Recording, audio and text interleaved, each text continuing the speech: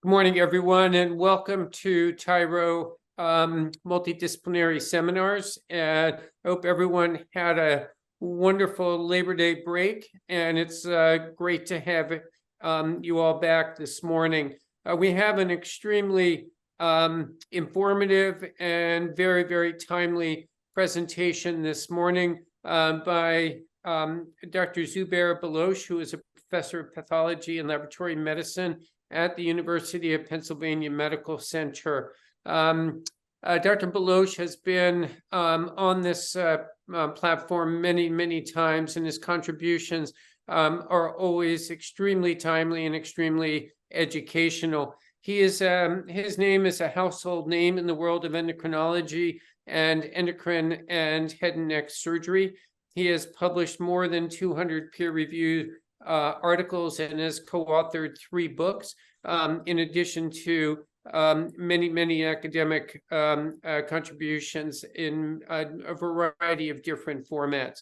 He is most importantly for this morning's lecture and discussion, he has served as chair of the Terminology and Morphologic Criteria Committee of the NCI, which in 2007 led to the publication of the Bethesda Thyroid FNA classification scheme. And so it's most appropriate that we ask Dr. Baloch to explain to us this morning the key points related to the revised version of the Bethesda classification system, which was published in 2023. And so, as always, we ask that you all send in your questions. We're going to do our very best to get to all of those questions before the end of the hour. And with that, I'm going to turn the program over to Dr. Baloch, and Camilo and I will be leading the discussion at the end of his presentation. Okay, thank you, Mark, and thank you, Camilo, for really inviting me to this. I think we were a little bit joking before this that, you know, how long I have. And Mark told me it's 3 hours, and I started laughing. Yes, I can talk 3 hours about Bethesda classification. But we're gonna keep it painless as much possible. And it's an honor to really serve on this panel and be part of the Thank Foundation webinars and the Tyros. So what I'm going to start you on is, as you can see, I have the top jackets of the covers of all 3 Bethesda books.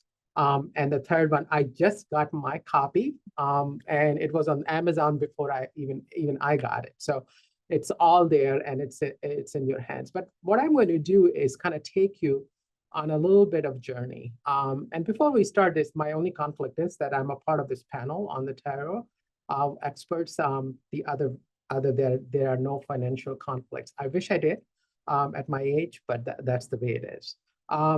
So I think what I want to point out is that at present, the thyroid nodule management, and I kind of grew up with this, where it really was, it became this pre-operative risk assessment. And I think this cytology became more and more important. So, and I also realized, and which my colleagues did, and you can see this journey in Bethesda classification scheme, that everything matters. And it's nothing can stand on its own. So I think, which is really good, and everybody has a place in there to really serve our ultimate client, which is the patient. It's not about me, it's not about the radiology, it's not about the molecular pathologist, and it's not even about the surgeon or histology at this point. It's like, what is the best management of really helping our clients? So based upon this, I think this is a good way to start. The other thing is, when you think about the Bethesda classification, and I always point this out in the meetings, and sometimes I get those looks that, you know, the Bethesda classification is a reporting framework scheme, which really contributes to how you look at the slides on everyday cytopathology. It also points out what cytology can do and cannot do. And in that cannot do, there is a gray zone in cytology, and how that can be helped to really help the ultimate diagnosis and how these patients will be managed. So this is the first edition, and I think it was really good. It was based upon the literature, which was published before there. And this was the first very solid classification scheme.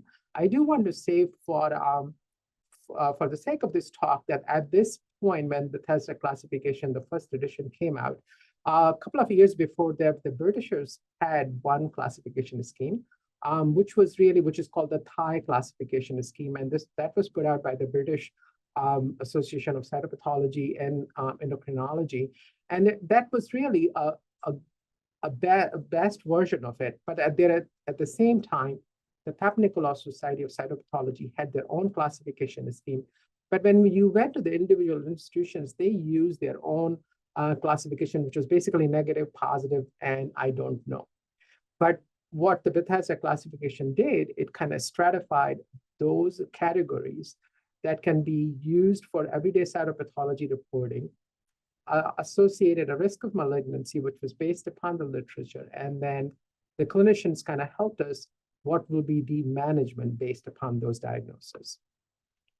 And what it did, which was the best part about this, was that it also included this is gray zone where the cytopathologist was okay saying, I don't know what it is. It is atypical, I cannot call it benign, but at the same time, I cannot call it outright that it is going to be a tumor, which is, I think, the real world is.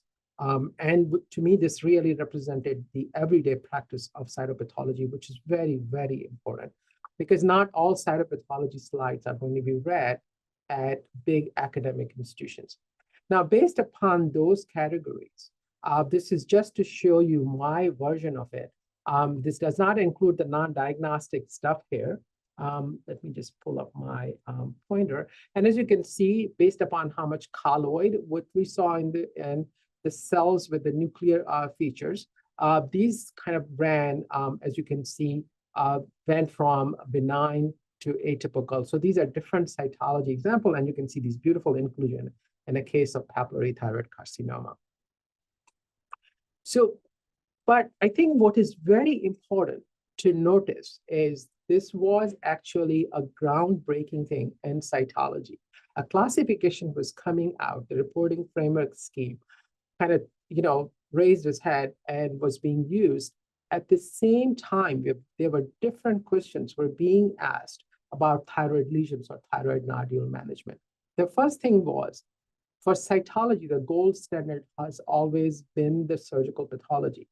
Now, the surgical pathology was pathologists who are experts in endocrine pathology or who do endocrine pathology were realizing that there was a lot of observer variability for these encapsulated low-risk lesions, which have these questionable nuclear features of papillary carcinoma. And you got different diagnoses from different experts.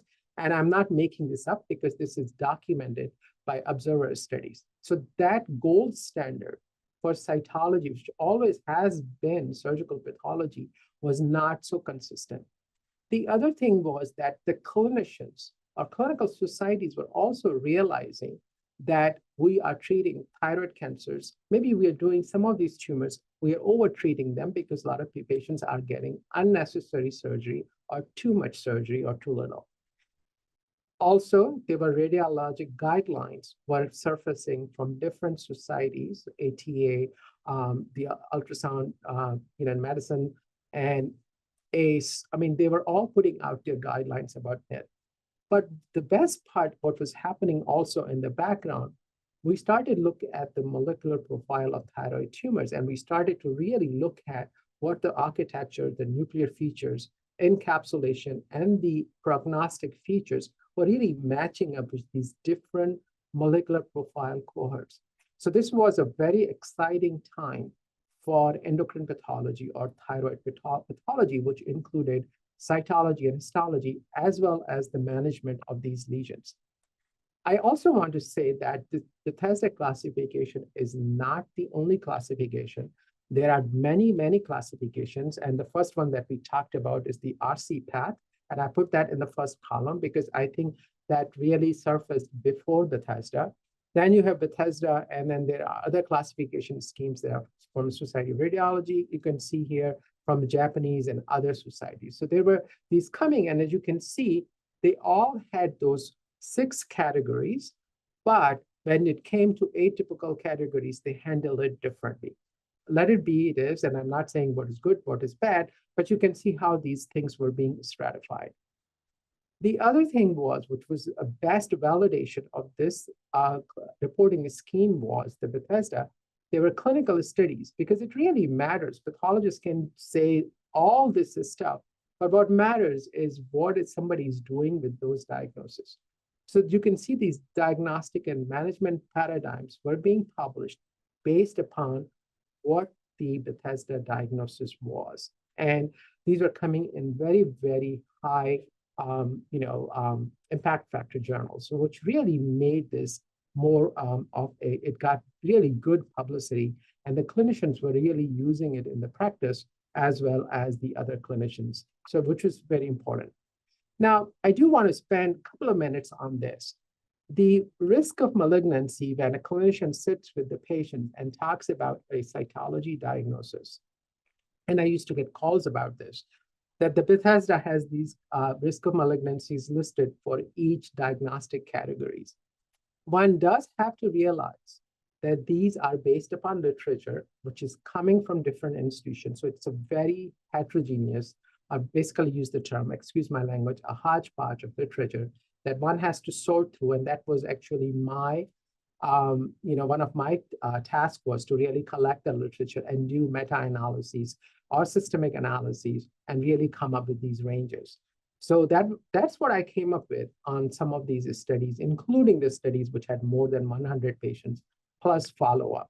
And you can see, so this is really is what represented in the literature, and it may not truly reflect completely exactly the same, but that's why I think this is more of a guide than something taken as a gospel. And as expected, after the first edition, the changes in the literature showed that these diagnostic categories, when somebody looked at the follow-up, again realized that they are coming from larger, medium-sized, and smaller institutions with different patient population, coming from also outside the US. And you can see how these risk of malignancies were changing. So some of the messages that these are a guide, these are not something to really say, this is what's going to happen. And I think, as I said, this was because the difference in the population, the interpretations, and which nodules were being biopsied. So that was really taken into account before we started working on the second edition of Bethesda, which came out in 2007. So before this, the major change, and which is, I think, I will say it was a phenomenal change, what happened in pathology, and I think the molecular really backed it up, to say that tumors which look like papillary thyroid carcinoma, form follicles, are encapsulated and do not invade, behave almost like follicular adenomas. So the term was created was NIFTP, or non-invasive follicular tumor with papillary-like nuclear features. A mouthful, but you can use NIFTP. And then there were criteria, and I was part of this panel, and I was very proud and was very ecstatic that I was included in this panel of experts who have been like my mentors. And this kind of simplified that stuff and at least took a little bit of that observer variability that we saw for these low-risk tumors, because I think the term carcinoma was pretty harsh about that. And we are really seeing this to really work out in the surgical pathology literature and everyday practice. So the tumors were divided based upon the nuclear features of papillary carcinoma. If these were absent, you have an adenoma and a follicular carcinoma. And then if you had a tumor which had nuclear features of papillary carcinoma, forming follicles, encapsulated, and these tumors were more like RAS oncogene-based tumors as compared to the tumors which are infiltrative. So this really kind of, I'm not going to use the term simplified, but it kind of mainstreamed that diagnosis, and everybody was very happy with it, as long as you followed those strict criteria. Now, because some of these tumors, which were already caused problems with surgical pathology interpretation, now you can see that if that tumor is taken out of the equation of carcinoma, or risk of malignancy is going to affect that risk of malignancy that we are so tuned to for Bethesda classification. And it affected, as expected, the intermediate, indeterminate categories, or those middle of the road categories, atypical, follicular neoplasm, or suspicious for follicular neoplasm, and suspicious for papillary thyroid carcinoma. Because most cases in those categories are follicular pattern lesions, which can go from an adenomatous nodule to adenoma to carcinoma with or without nuclear features of papillary carcinoma. And actually, even radiology, you can see that most of these nodules are going to end up as TR3 to TR4 and rarely TR5. So this is actually an example of that one of those lesions. And as you can see, here is the capsule. It forms follicles and has larger follicles. And I just want to challenge you a little bit. And as you can see, if the needle goes in here only, it's going to take a lot of colloid, which most cytopathologists will think of a benign nodule, and it has the nuclear features of papillary carcinoma scattered throughout this nodule. It's a non-invasive. So you may get, if you hit this area, it will look like suspicious for PTC or PTC, but if you stay in this area, you're going to get stuff which is going to look benign. So just a little exercise to see why these lesions will be called atypical. And this was proven by multiple retrospective studies, which showed that the middle of the road categories, those atypical, neoplasm, and suspicious of malignancy, got affected when you took out those encapsulated follicular variant of PTCs, now as NIFTPs, and removed from the risk of malignancy calculations. So that was actually the reality. Was a good step, and for us to really so before the second editions, the editors put out a group of people, which I was a part of and invited to be, which I was very happy and honored. And we really looked at the literature and put out the recommendations before the second edition was worked upon. And this was the second edition classification scheme. What I do want to point out is, as you can see, the numbers for the risk of malignancy kind of changed. As we said, it went down when you took out those follicular variants from it. And this was also because the literature was post first edition. But the most part, which I've highlighted in red here, you can see that we included that a follow-up of this may include what is now being called as NIFTP. Even on malignant diagnosis, as I showed you from this case, where the sample is being connected.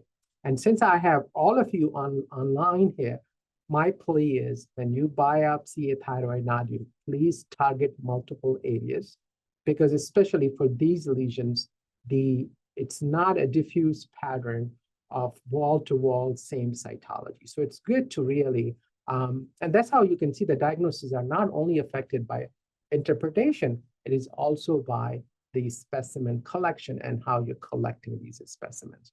So this was the second edition, which included that NIFTP in the mix. So what I just want to take a few times, since I'm a pathologist, I like to show pretty pictures.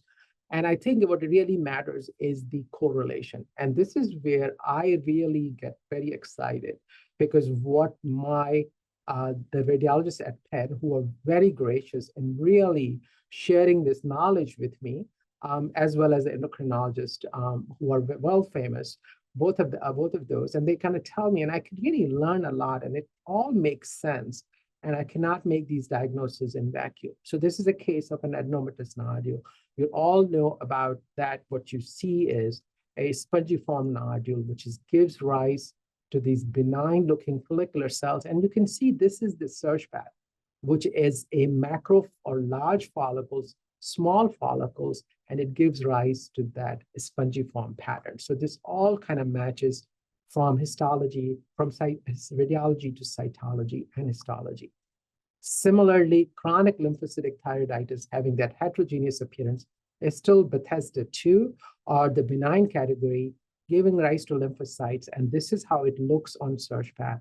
And these areas of lymphocytes, a lot of vascularities, give rise to this effect on Doppler. So even to a pathologist, it starts to make sense what I see on cytology and what I see on histology. This case is a papillary carcinoma. I do not need to tell the audience how it looks on radiology, but those are echogenic foci representing psammoma bodies, and you can see these beautiful nuclear features of papillary carcinoma, and this is how will be a very highly suspicious, nodule. Another nodule, which is really circumscribed, which is an adenoma, and you can see this encapsulated large vessels at the periphery, really dense appearance, and giving rise to microfollicles and thick colloid. So this all really proves to. This is an oncocytic neoplasm, which used to be called as Hartle cell. And this sometimes I have been told by the radiologist, it can be hyperechoic or hypoechoic. And this is again an adenoma, and you can see the circumscription and really a lot of oncocytic cells. So this is just like a quick thing to tell you this how all matters. Now, at the same time, as I was talking before, there was a lot of molecular profiling of the thyroid tumors being done, which we realize are not very, when you look at the molecular profiles of sarcomas or lung cancer or other things, these are more of complex lesions. But when it comes to thyroid, they are not such complex lesions because that's what helped us to really generate more data on it.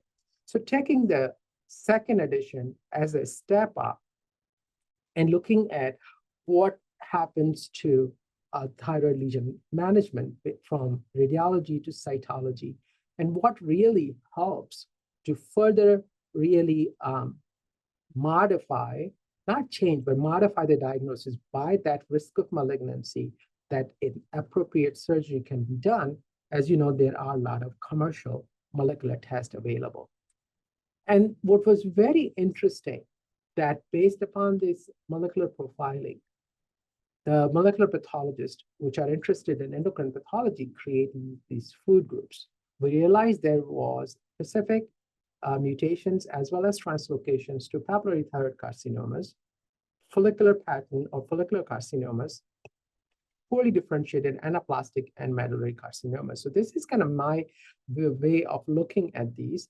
And you can see that these tests or that molecular data is used to develop these tests. I am not partial to any of these tests. And basically, if you really look at the bottom line of these tests, you do realize that they have a good positive as well as negative predictive value. Negative predictive value I think, is more important because majority of the thyroid nodules are benign, and you really want to find those benign nodules and really spare them from surgery, because you can see some of the nodules can be pretty small size. They are not such large nodules. So this is really, these are the tests, and there are more tests. I think they're all work fine. What was very interesting was that when you take these molecular food groups and look at them, and it kind of also matched with this risk assessment, which is the risk of recurrence created by American Thyroid Association. I actually kind of like that. It kind of really, you can look at the histology, the molecular profile, and even part of the cytology kind of matched with this. So I also do endocrine search path. So for me, it was all making sense. So it was from the clinical history to the end result of histology, and also the management, so which was very important. So you can see at the bottom is these low risk neoplasm, intermediate risk, and then the high risk, which is poorly differentiated and anaplastic carcinomas. Now, if you take all this, it comes to, this is where I think we felt the need to develop the third edition. And I think there was so much data coming out, and it was important to really showcase cytology as being an integral part of patient with thyroid nodule, the management of that patient, and also keep up with the data that is being developed. Naturally, there is cytopathology is the core of it, but also bring in data for folks to look at and really realize how this is all happening. So I think my task again was to collect data, and which I love to. I love these systemic and meta-analyses, because it kind of forces me to read all that literature and not just to skim through them and really realize what really is working and what is not working. Not saying these are bad publications, but it really kind of exposes your mind to different things. Now, when you look at these studies, again, you have to be cognizant of the fact that these are very heterogeneous studies. So the thing was how you collect the data. And again, I was up basically a lot of the nights working on this. And I love this cartoon, which I borrowed for this. Now, when you look at the data, there are very good meta-analyses available. And these meta-analyses also pointed out the fact, because we are so global now, we cannot just think about thyroid nodule management in the US. We have to think beyond, because there is different type of medicine practices, social versus, insurance-based, what is being done. Some people do not even have molecular, profiling available, which we do in US. And when you look at it, there was a lot of difference. And this study, which is my favorite by Dr. Wong, which published in 2020 in Cancer Cytopathology. And I just want to point out to you that when you look at the atypical category, and you look at the risk of malignancy between the Western series, which includes US and Europe, versus the risk of malignancy when you look at the Asian series. So even globally, there was a lot of heterogeneity in it, which I think is very exciting. When you collect literature data, it makes you realize what is happening to collection, heterogeneity, interpretation, inter-observer variability. So I think this really was very important point to look at. Also, when you look at the data, you have to make sure that to not be completely, you have to be a little strict about it. You cannot use studies which have a very high risk of malignancy associated with something which they are listing as a benign nodule or a benign category. So you really have to look at, and this also was this is one of my favorite papers, which was a meta-analysis published by my really dear friend, Dr. Ivana Kolova. And she worked with this medical student to really put this data together. And this was included about the NIFTP, what was the risk of malignancy if you put that in the equation of risk of malignancy or take it out. So this was my good base to start with, where we started and the group that I worked with. And you can see how some of the studies have a very, very high risk of malignancy when it comes to benign. So these studies need to be taken out from that. And I was, again, very honored to be part of the WHO classification scheme for thyroid tumors. And I think this was another challenge for the third edition to align the terminology with what was being developed. And this was, I think, a major step in thyroid tumors.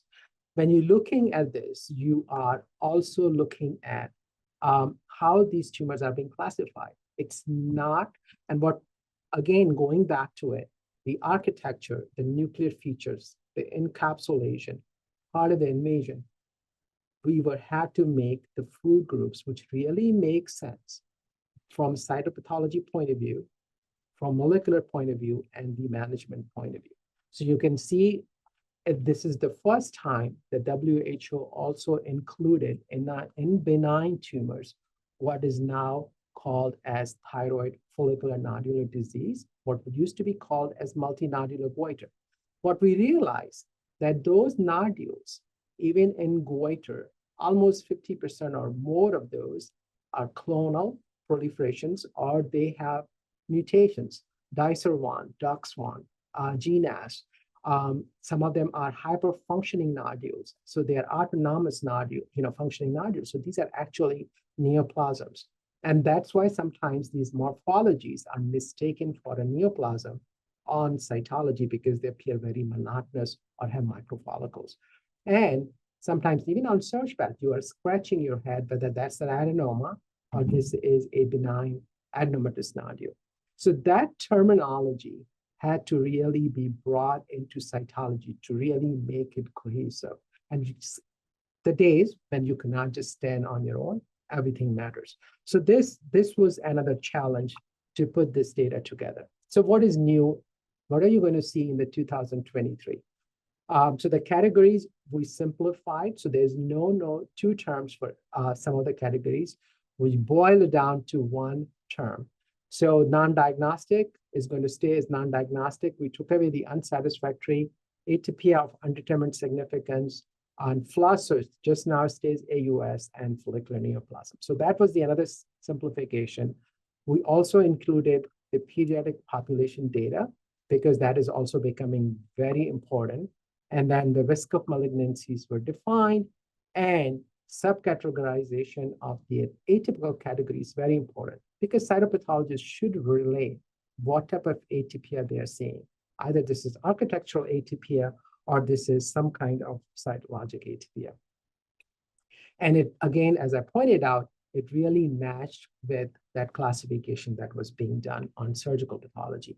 We also included chapters which are based upon radiology and molecular profiling and ancillary tests. So this was very important. So it's try to create something comprehensive, a monograph, which can serve as a good reference for everyday management of thyroid nodules, which includes pathology also. And actually, we included new images. So this is the new. I'm not going to say that this is perfection because things will change and are changing even after this edition. But I think it really gave a good average risk of malignancy for these categories. So the conversation with the patient or what the pathologists are realizing or expecting, because as when I'm signing out surgical pathology, I always look at the cytologic diagnosis. And if there's molecular profile done, it kind of gears me up what I should be expecting. I think that is very important at this point. So these are the new risk of malignancies, and you can see on the left side in this column, all these categories are now simplified. We took away those two names for each category and left it to the pathologist to use. Some didn't like it, but I think this is really a good streamline. And what I'm really proud of that this time the editors and the whole big group decided to really include, as you can see, the word molecular testing, and that is available for basically, more importantly, for these indeterminate categories, as well as suspicious for malignancy. I really do not like people when they say suspicious for malignancy is indeterminate, because I think if you really look at the malignancy risk is pretty high. So I think it's, but I think those two categories, I'm okay calling those indeterminate. And also we included a table when you include NIFTP in the mix of risk of malignancy or take it out. And I think we had a good data now available and a follow-up studies as well as meta-analysis. The incidence of this diagnosis, how it varies between countries. And as you can see here, which I almost really excited to look at because it's so different that if you look at that diagnosis between North America and Europe, it's basically the same versus Asia. So see how, because again, we're dealing in this global medicine era.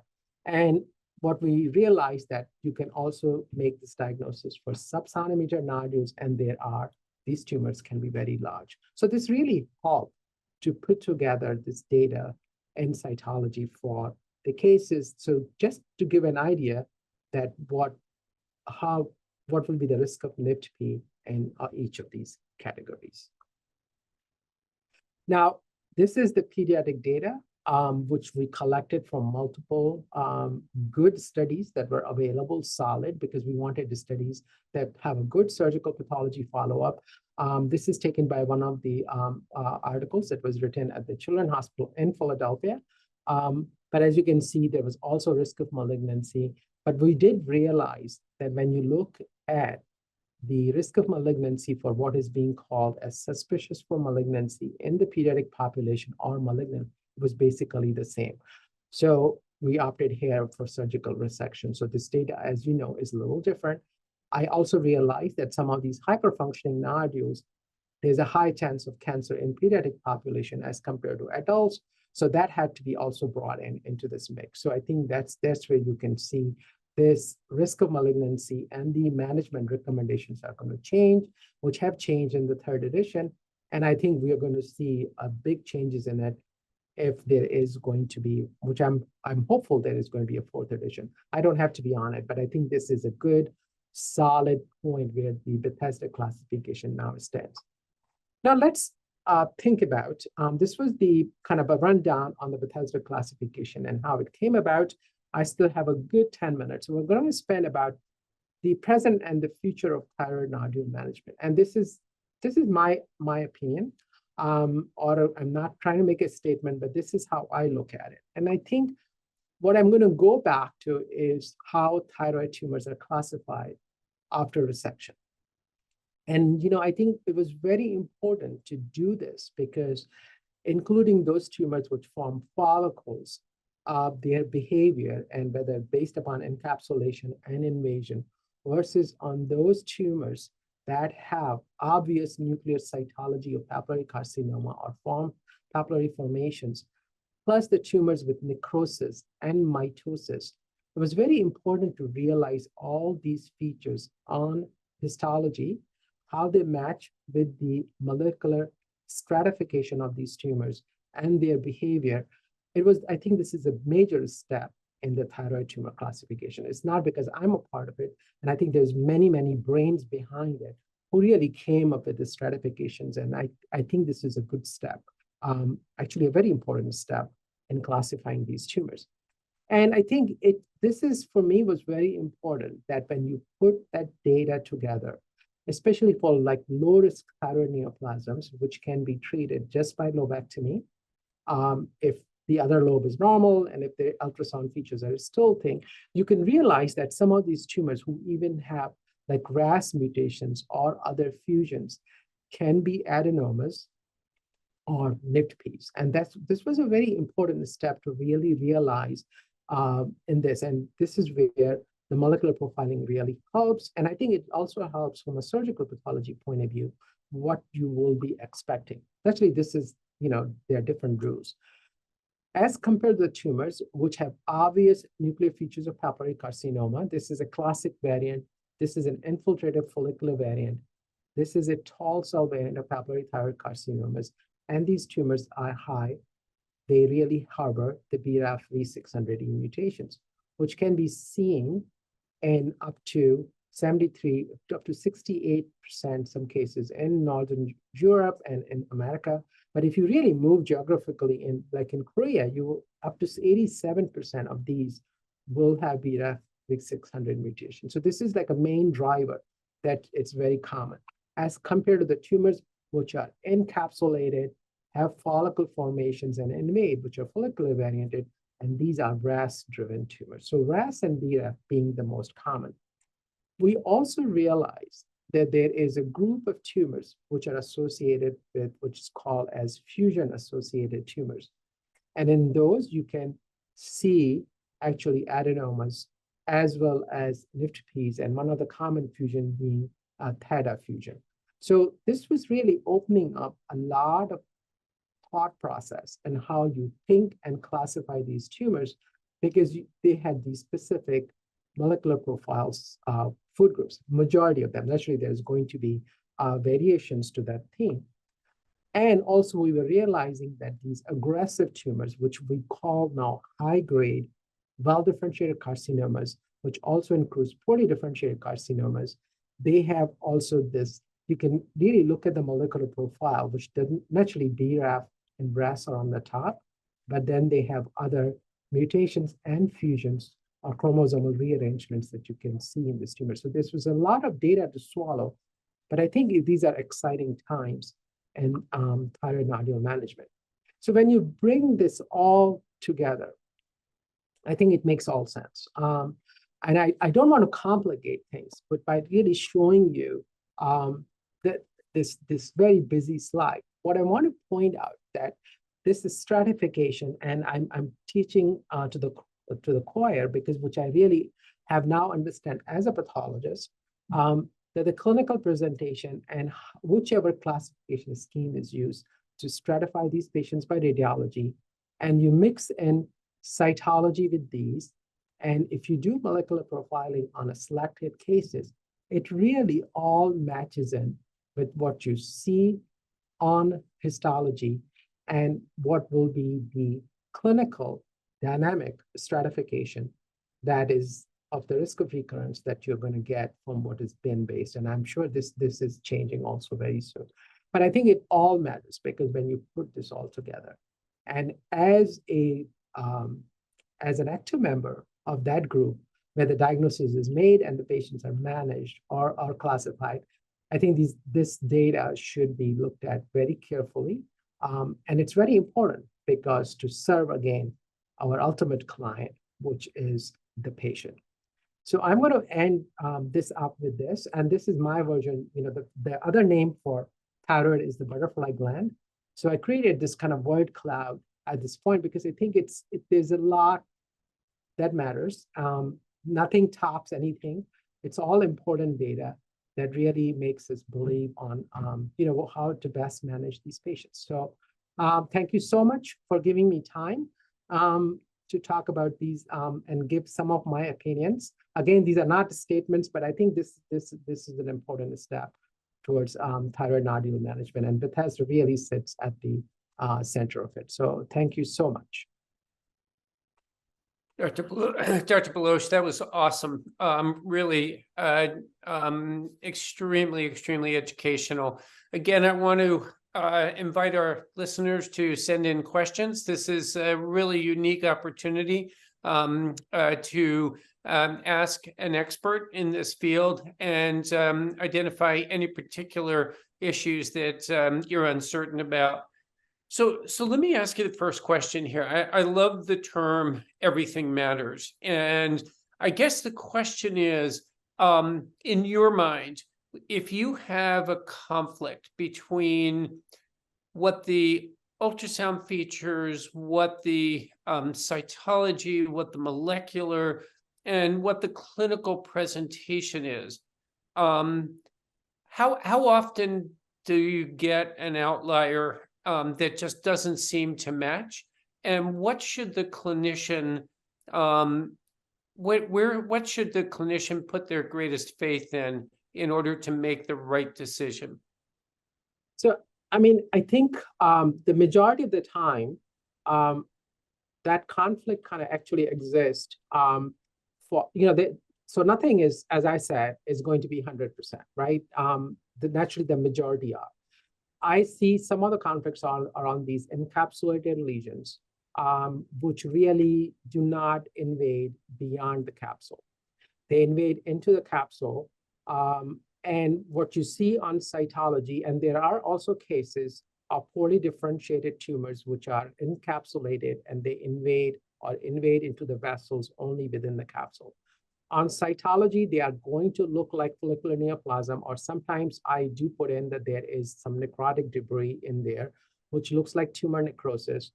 And on the molecular profile, they may only show high RAS mutations. But I think I also look at the nitty-gritty of molecular profiling. I also look at the allelic frequency. If there is a layering of something else, which is like copy number alterations or other fusions in it, which are signs of aggressive tumor. So this is where the radiology conflict I see mostly in these very circumscribed lesions, which are encapsulated, which are sometimes are labeled as TR3 or TR4. And, they really, and we have seen a couple of cases, even an in-house, but where the cytology points out that this looks like a neoplasm sometimes, and most of the time they really do not have such an obvious features of papillary carcinoma, or they're non-existent. And then there are these other features which may suggest that these are high-grade features. The other tumor where I see the conflict is like these oncocytic proliferations or neoplasms, because what used to be called as heartful cells, I do not use that term anymore, and I have to correct myself a lot, that these oncocytic lesions can have inherent nuclear atypias built into this. And actually, not all of us are looking at thyroid cytology every day. And I'm not going to make this statement that if you do not see thyroid cytology every day, you should not be looking at it, because I don't think that's true. All of us are pretty capable people. They have these developed, these oncocytic cells can have a lot of nuclear atypia, and that could be because of thyroiditis, prior FNA. There are many reasons for that. And the cytopathologist may perceive these to be sign of malignancy or something which is very pleomorphic kind of tumor and stuff.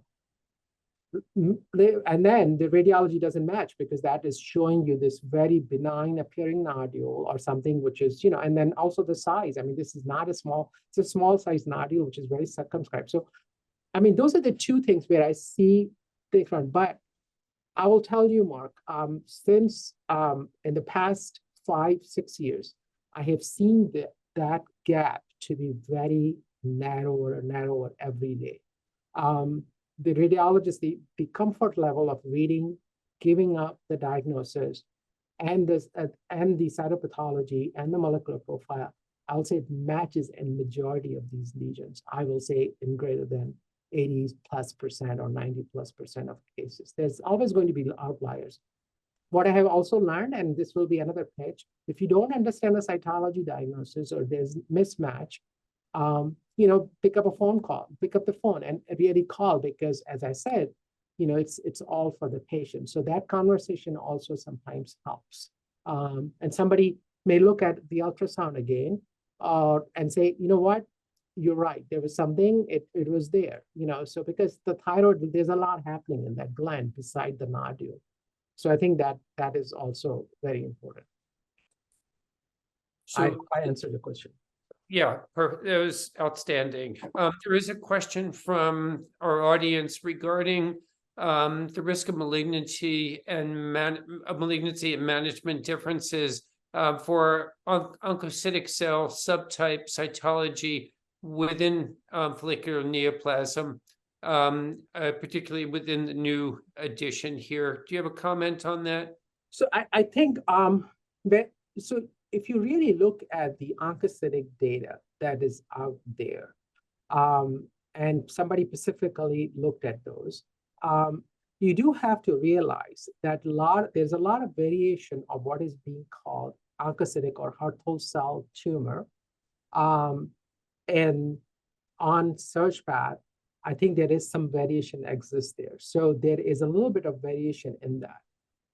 And most of the data, when you're looking at in these large size tumors, which are in older patients, we do know that the oncocytic cells really follow a very different molecular path as compared to non-oncocytic follicular lesions.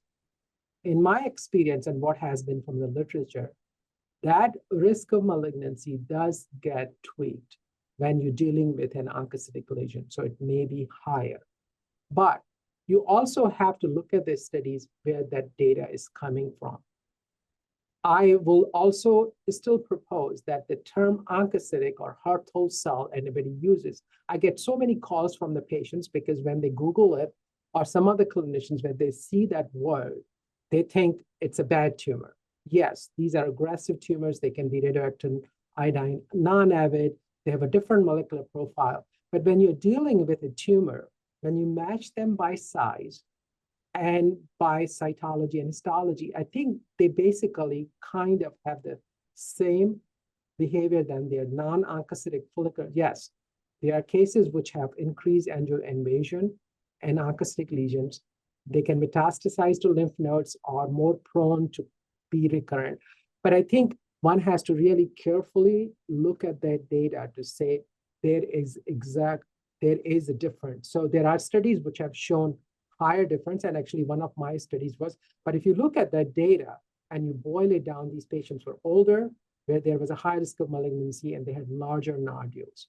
So that is a different clinical feature and different ballgame when you're dealing with those tumors. So I think one has to carefully really evaluate and look at it and personalize it to the patient, then saying, you have an oncocytic lesion, regardless of the size, the chances of malignancy are much higher. So I don't think that really boils down to it. Because the original data, I still remember when I was writing these articles when I was very young, there was a data from Michigan where it is an oncocytic neoplasm due to thyroidectomy because the malignancy rates are very high. But I don't think that is that true. So before I ask Camilo if he has a question, there is another question from the audience. And it seems like bringing all of these different variables together perhaps is a setup for AI to play a role in answering. So do you want to just comment on that? Do you see that there will be a time, and I guess maybe that time is rapidly approaching, where all of this data will be fed in and get provide an answer to the clinician. So Mark, do you want me out of job, right? It looks like that.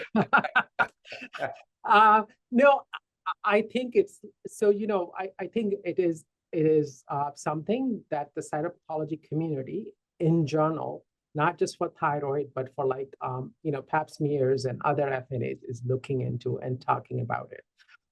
There are definitely variables.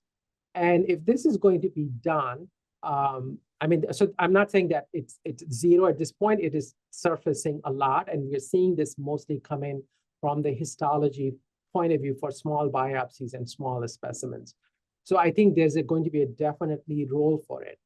But you also have to understand how cytology preparations are done. Most of these are smears where the cells sit on the top of each other. They create this really, so the analysis of these images and adding AI modules to it has proven difficult in the past.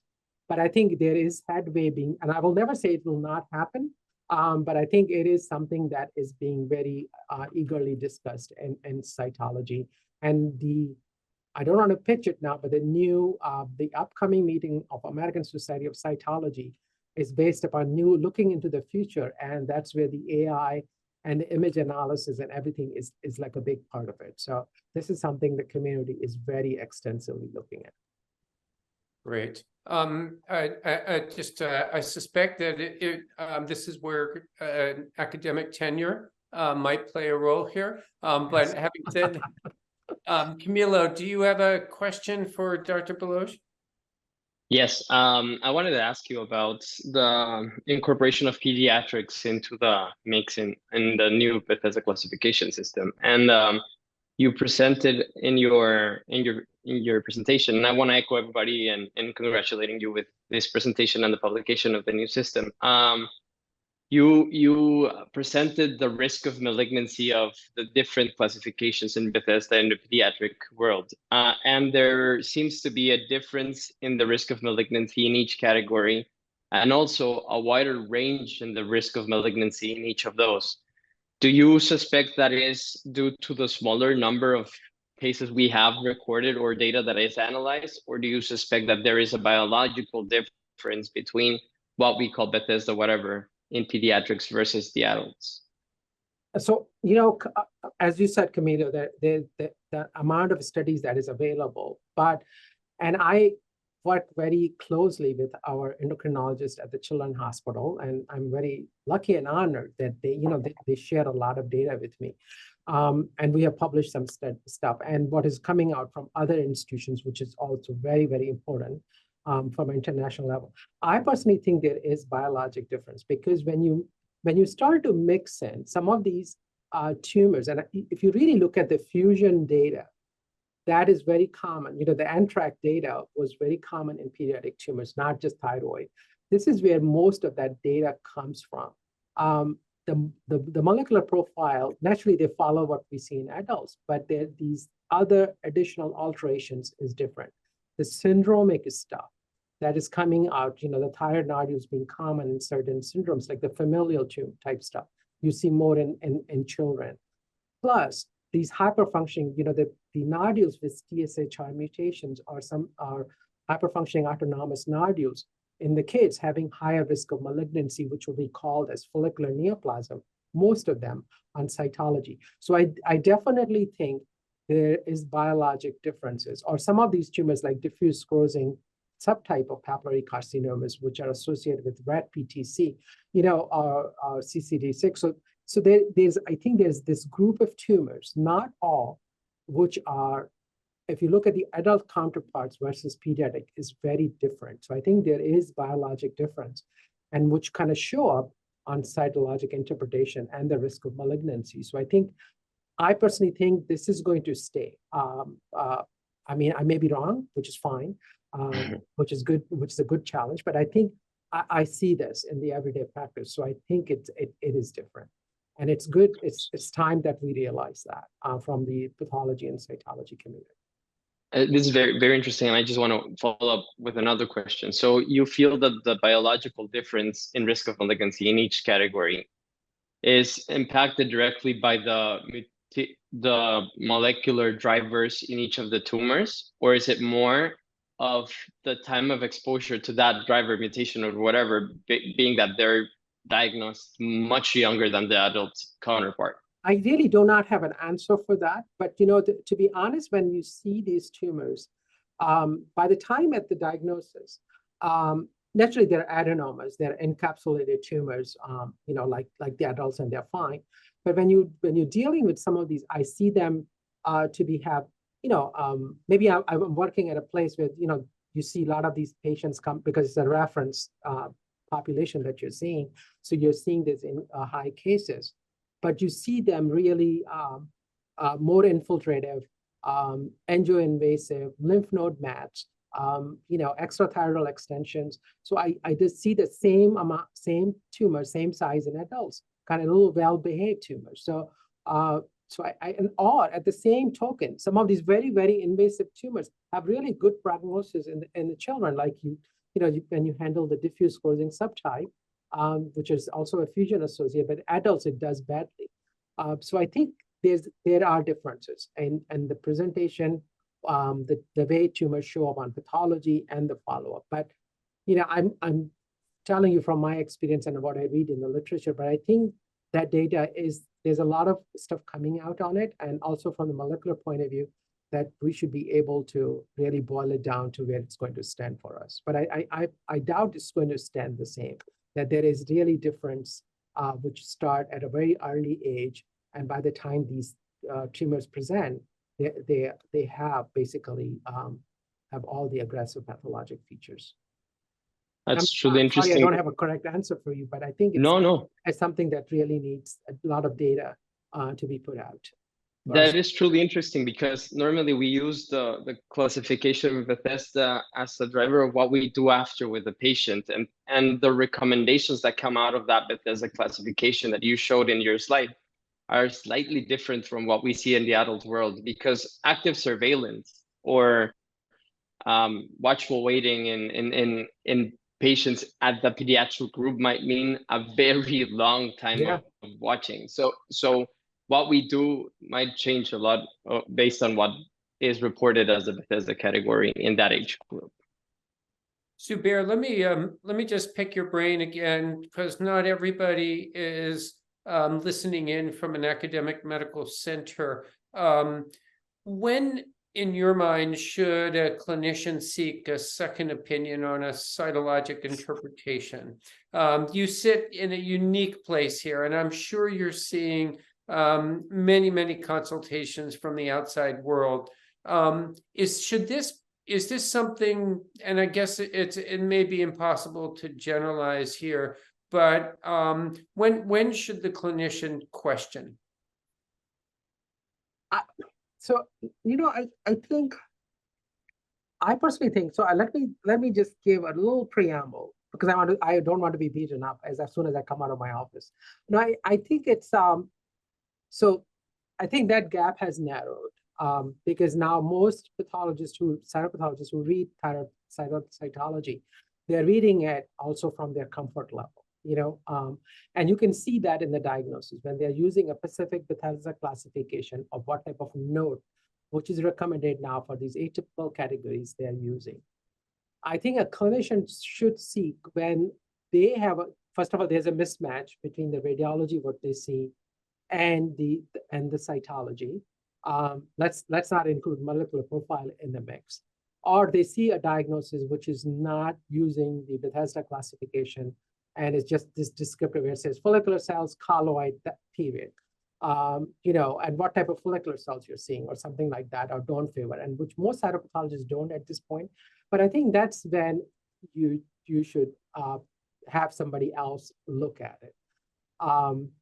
But that gap has so much narrowed, because head and neck cytology is one of the main drivers of a cytology practice. It used to be pap smears, which have really gone down after HPV testing. So, there are other FNAs, but head and neck FNAs, because they're so accessible.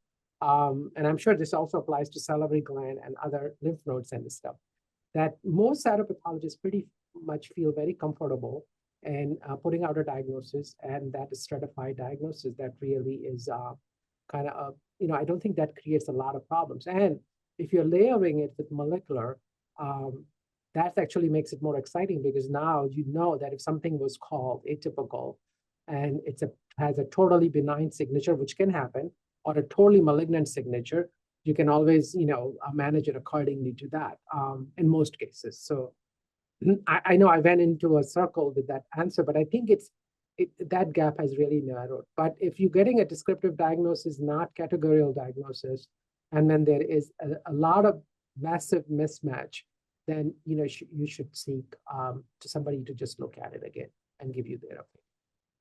Great.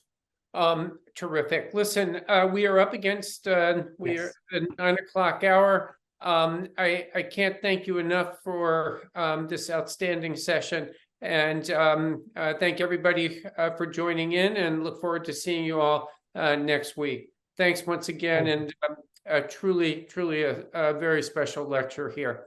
Thank you. Everybody stay safe. Thank you.